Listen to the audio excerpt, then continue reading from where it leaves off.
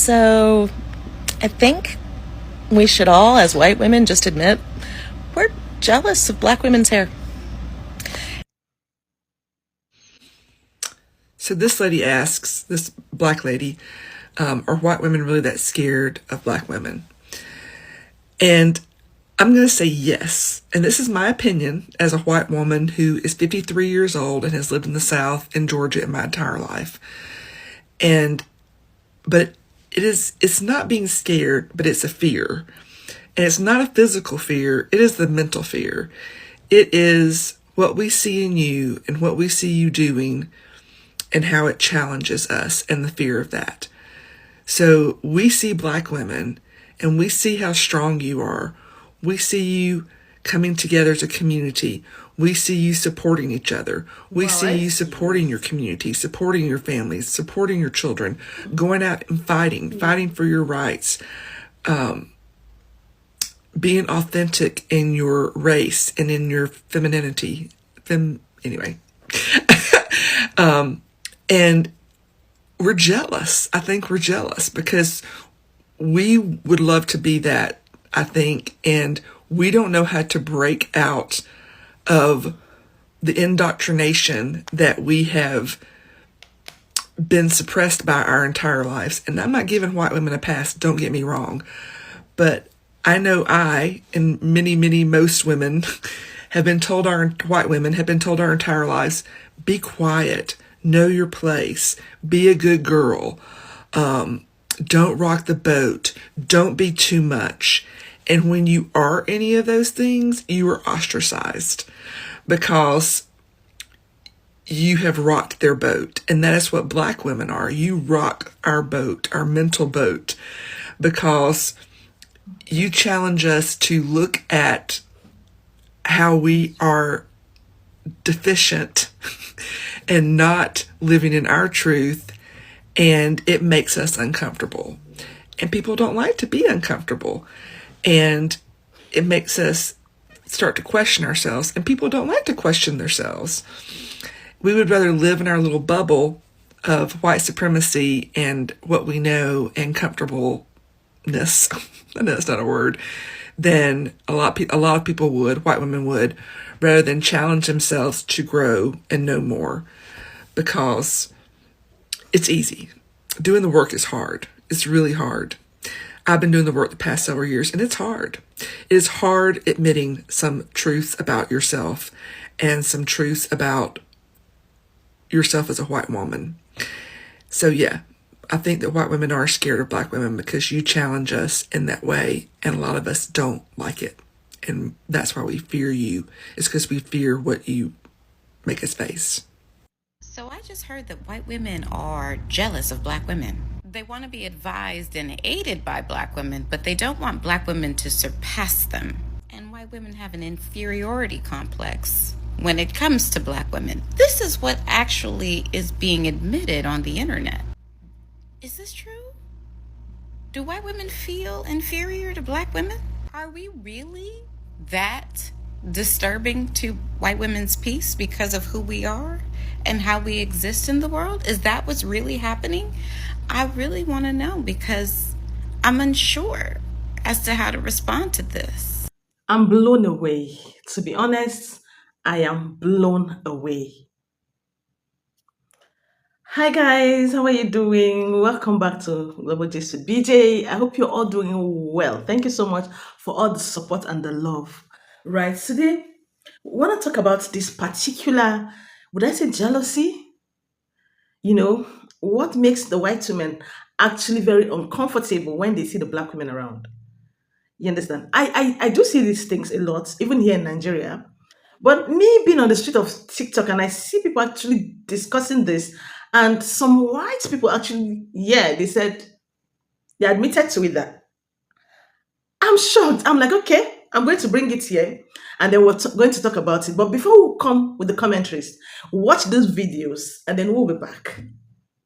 I think some white girls cannot fathom that a girl who's not white can be considered prettier than them. I have a meeting in like 15 minutes, so I'm gonna make this quick. But basically yesterday I went to Safeway to get my mom some flowers for Mother's Day. And they had like this little station where this lady was like, you know, wrapping up the flower bouquets, making them like cute and stuff. And my dad was throwing a barbecue, so I was like picking up corn. So I was like in the produce section, and then I went to the flowers. And the whole time there was like this white lady who had to have been like in her 30s maybe. I don't know what she was, but she kept staring at me like up and down, like giving me dirty looks, like it was so obvious to the point where I was uncomfortable.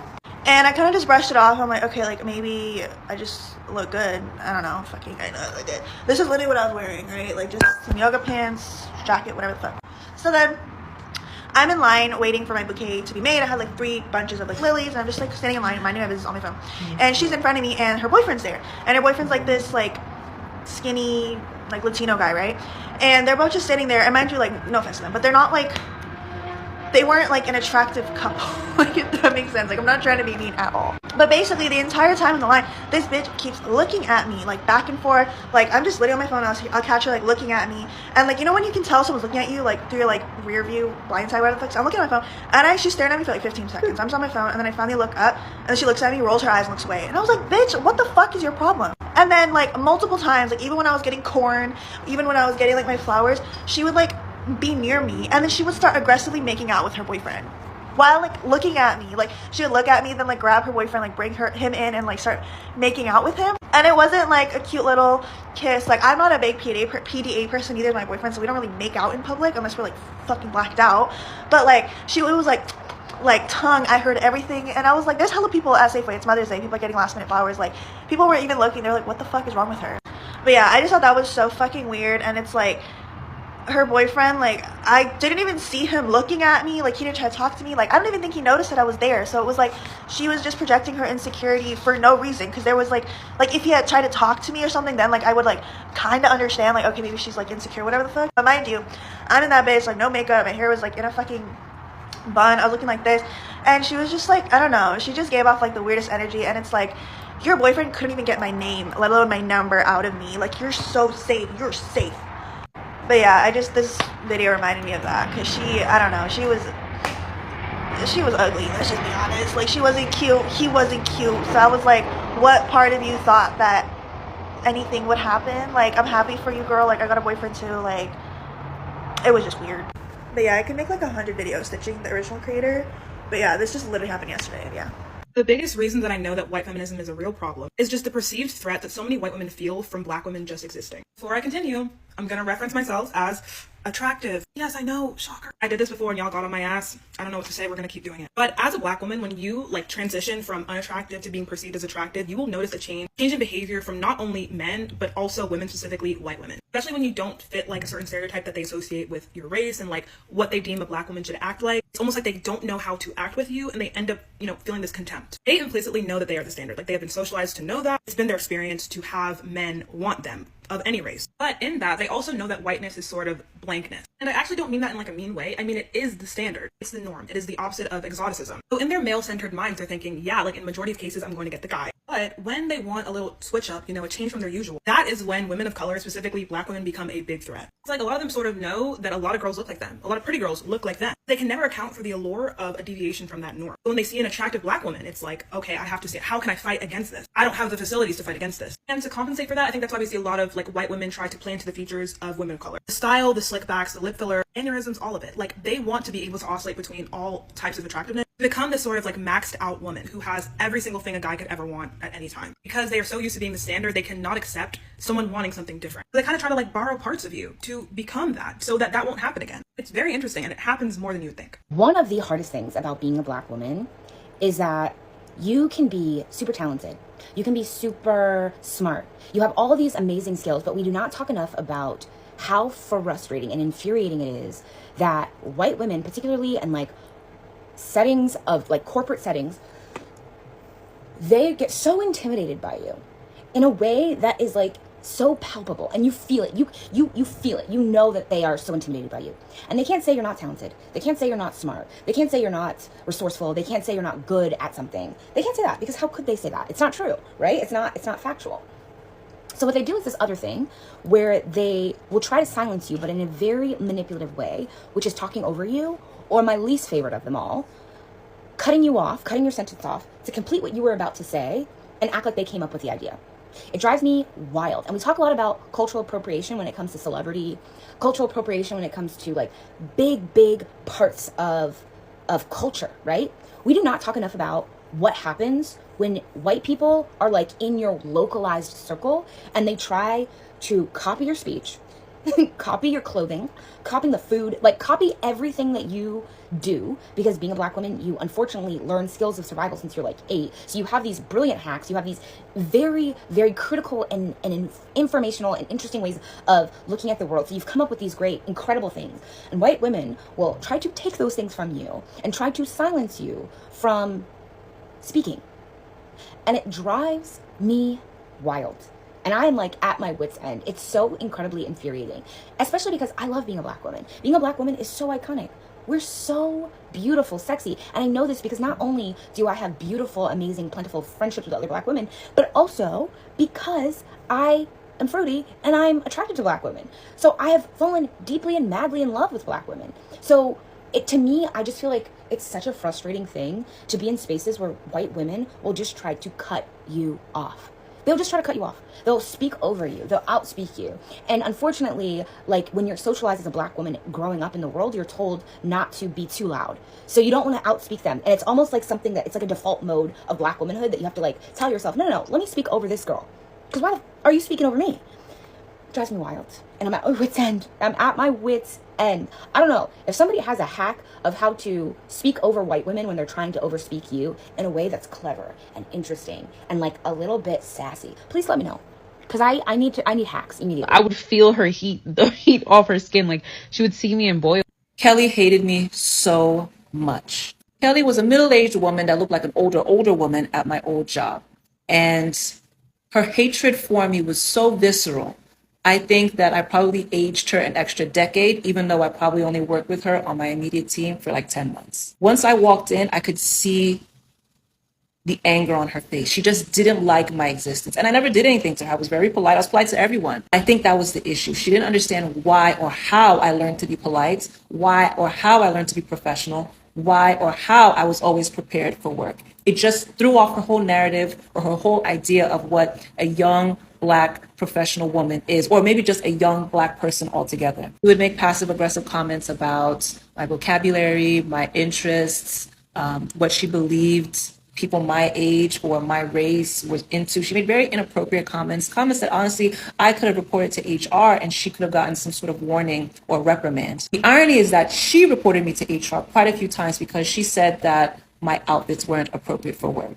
I dress conservatively everywhere I go. There's never been an instance where I'm never dressed professionally or appropriately for work. If I wasn't, my supervisor or other people would have told me. He got back to me from her arch nemesis, a woman that she worked with that's the same age, that didn't like her but loved me, and she was temporarily on my team as well, or the team that I had with Kelly as well. She said that Kelly is just pissed and threatened because she's badly built and she's not young and nobody wants or fiends for her attention. Said that she's threatened because she doesn't understand how the dynamics, the social dynamics of the workplace has changed, because she used to be the prize in these spaces and she isn't anymore. And not only is she not anymore, young women that looked like her aren't anymore. Y'all be getting tired of me talking about stuff like this and y'all be thinking like I'm OD and I'm just dragging it, but I promise y'all I'm not. The story time I'm gonna give y'all is literally the reason why I be saying stuff I be saying. If the shoe fits, then wear a Cinderella. If not, keep scrolling. Don't be coming to my comments talking about some, well, not all, babes. Yeah, majority, but not all. Y'all be thinking I'm lying when I say that a lot of white women literally they do not like seeing a black woman do better than them. They do not like seeing a black woman who is prettier than them. They don't like seeing a black woman that overpasses them. As long as you're not doing better than them, then they're good. I'm friends,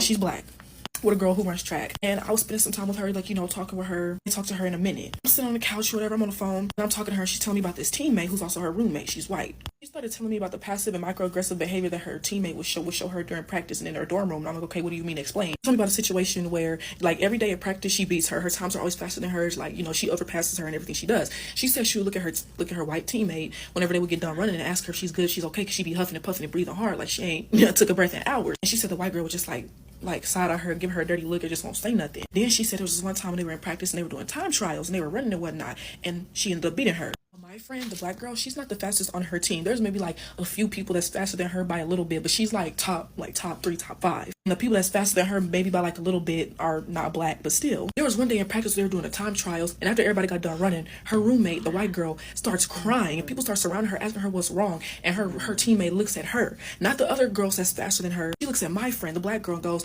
she can't be better than me. She can't be better. She can't be faster than me. Like, white women do not like seeing black women surpass them. Like, I kid y'all, I'm not making this up. I looked at my fan, because we over the phone.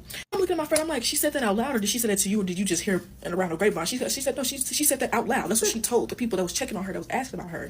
She was like, she said it out loud. She said, she cannot be better than me. She cannot be faster than me. Mind you, my friend, the black girl, is not the fastest on the team. She's top 5, but she is not the top fastest. Top fastest are not even black. But it's like she picked my friend out and was like, oh, she can't be better than me. She can't be faster than me. Do y'all see what I'm like?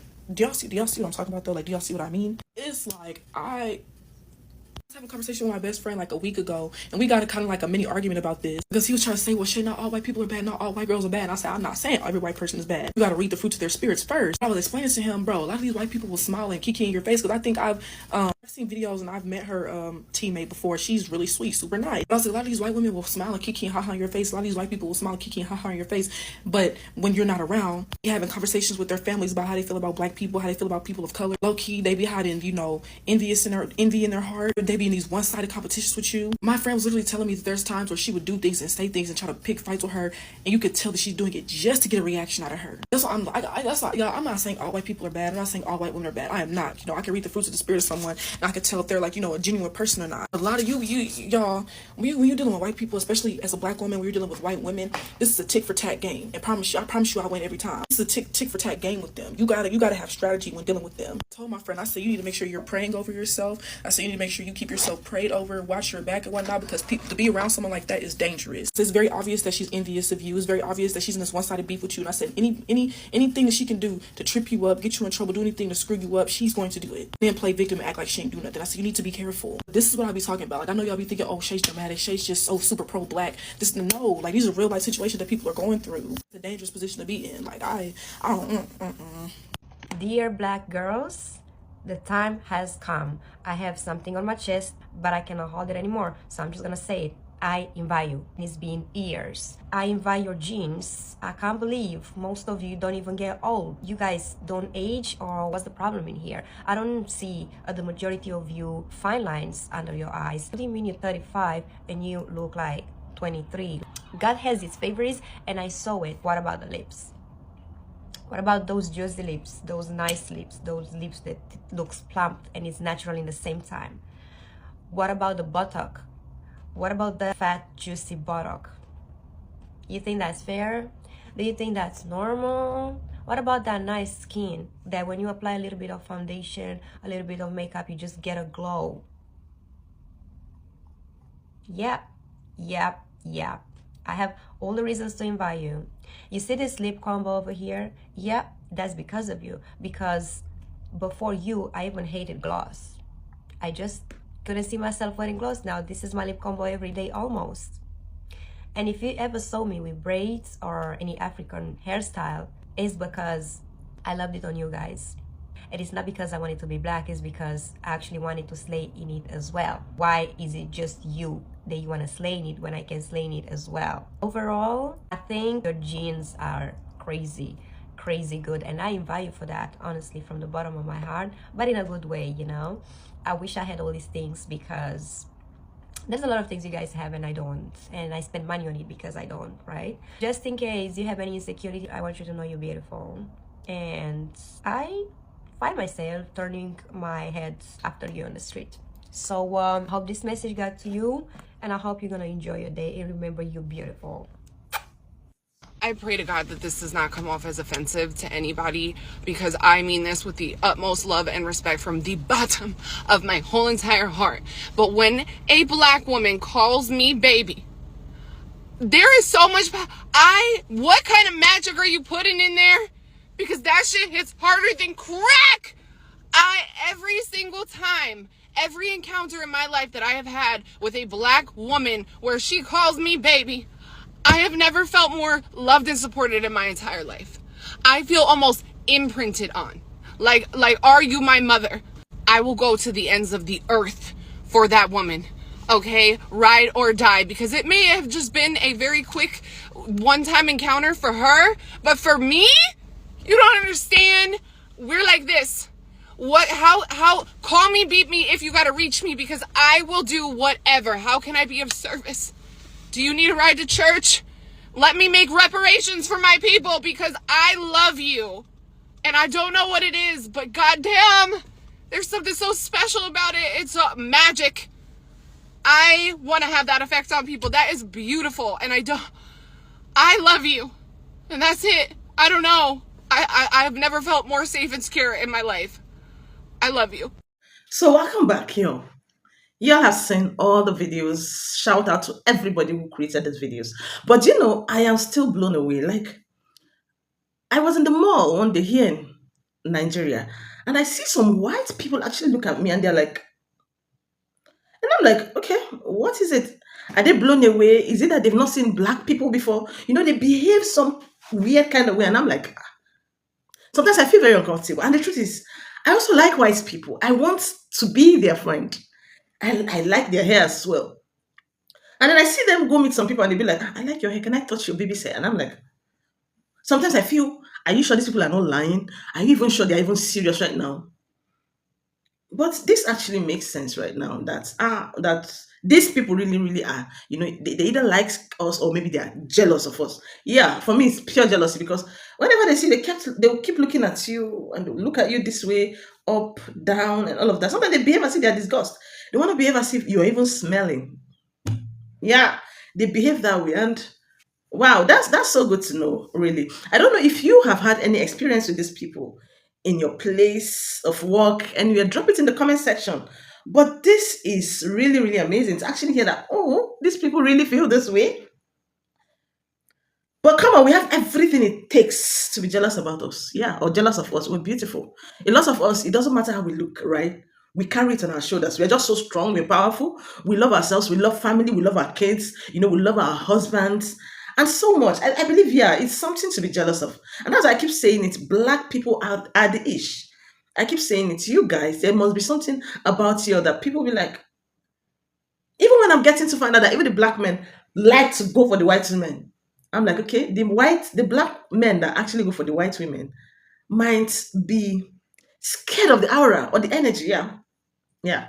They might be scared of the black people's energy, black power, black essence, and all of that. I like this.